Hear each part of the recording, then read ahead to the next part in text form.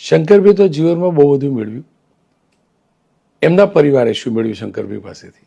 આમ તો રાજ્યની પ્રજા એ જ મારો પરિવાર છે અને પરિવાર તરીકે તે બનાસ ડેરીમાં કામ કરતો હોય તો લાખો પશુપાલક માતાઓ બહેનો છે, એ મારી બહેનો છે.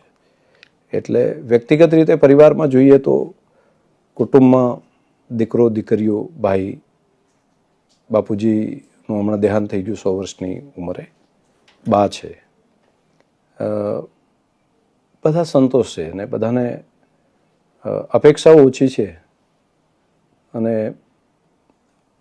હું જે કામ કરું છું એના ઉપર એ લોકોને ગૌરવ છે. ક્યારે પરિવારમાં કમ્પ્લેન ના થાય આટલું દોડ તમે કરો, ઘરે શું? મોટાભાગની જવાની આમ જ નીકળી.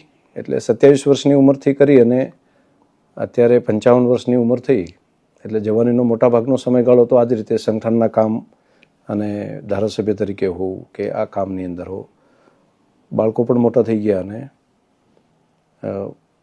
ફરિયાદો તો રહેતી હોય પણ એ મીઠી ફરિયાદો હોય છે.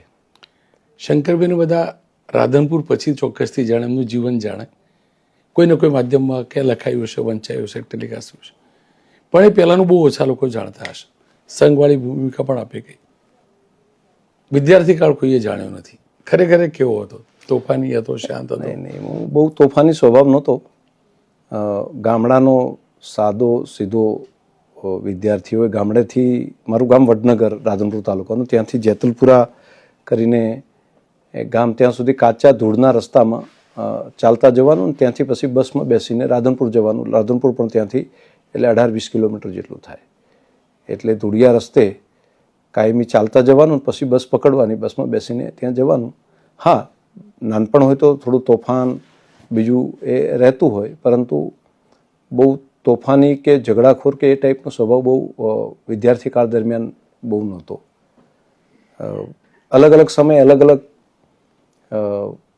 અસરો થઈ. દાખલા તરીકે ખાસ કરીને પુસ્તકો વાંચતા હતા એની પણ એક અસરો હશે, જ્યારે જેવા પુસ્તકો વાંચ્યા હોય અથવા તો જેવા સંસર્ગ આવ્યા એવી. પરંતુ વિદ્યાર્થી કાળ એક શાંત રહ્યો અને ગ્રામીણ રહ્યો. બિલકુલ મારા ગામમાં 1 થી 4 ધોરણની જ રોનકભાઈ સ્કૂલ હતી. 5મું ધોરણ મારે ત્યાં નહોતું, એટલે મારે 5મા ધોરણ માટે ભણવા માટે બીજા ગામ જવું પડતું.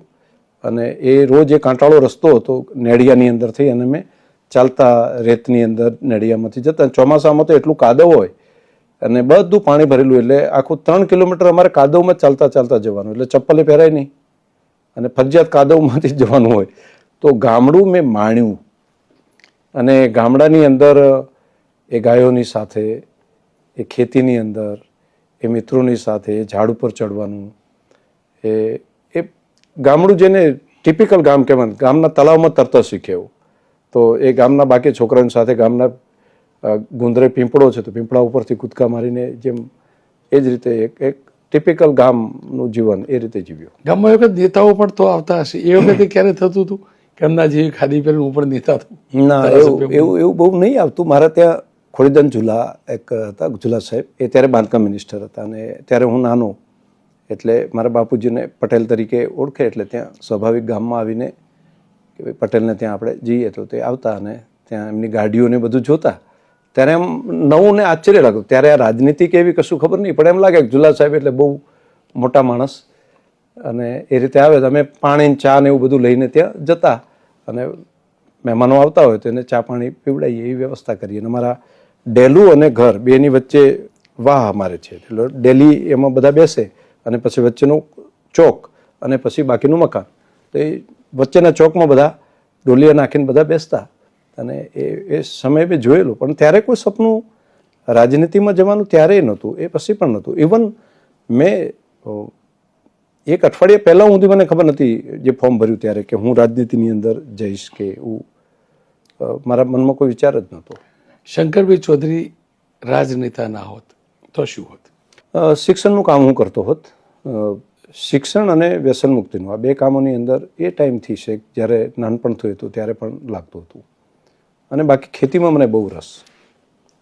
ખેતીના કામમાં નવા નવા પ્રયોગ કરવા, નવું કામ કરવું. તો એ કદાચ શું હોત એ તો ખબર નથી, પરંતુ શિક્ષણનું કામ કરવા. એક માન્ય અધ્યક્ષશ્રી સાથે હવે એક ફટાફટ રાઉન્ડ રમી લઉં.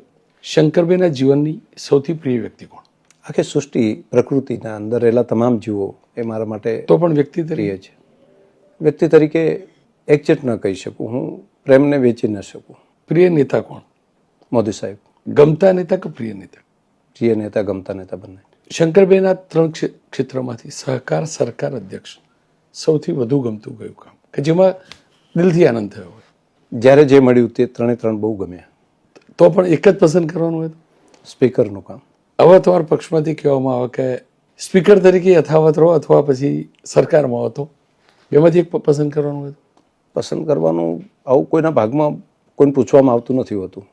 જ્યારે નિર્ણય કરતા હોય છે ને નિર્ણય સ્વીકારવાનો હોય છે. શંકરભાઈને ન ગમતું કામ કયું? કંટાળો આવે એવું કામ, ખાસ કરીને લાંબી સભાઓ થતી હોય અને ત્યાં આગળ સતત બેસી રહેવું પડતું હોય, એ નથી ગમતું હોતું.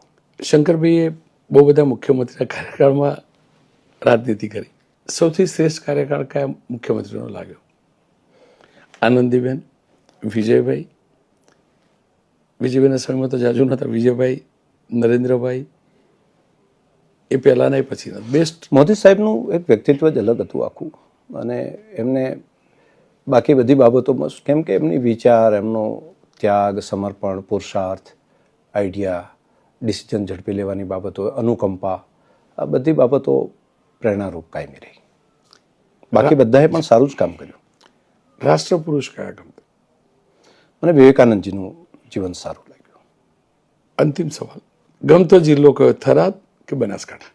અમે અત્યારે હાલ કંઈ પણ વાત કરીએ બૃહદ બનાસકાંઠા બોલીએ.